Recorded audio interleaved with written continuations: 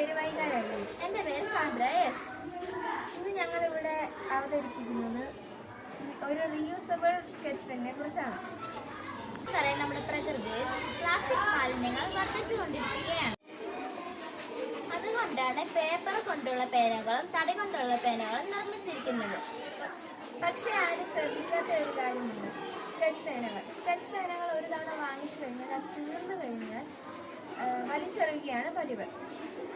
അതുകൊണ്ടാണ് ഞങ്ങൾ ഈ റീയൂസബിൾ റീഫില്ലബിൾ സ്കെച്ച് നിർമ്മിച്ചിരിക്കുന്നത്. ഇതിന്റെ ബോഡി സ്റ്റീൽ വെച്ചാണ് നിർമ്മിച്ചിരിക്കുന്നത്. ഇതിന്റെ നെബ് സാധാരണ സ്കെച്ച് പേന പോലെയാണുള്ളത്.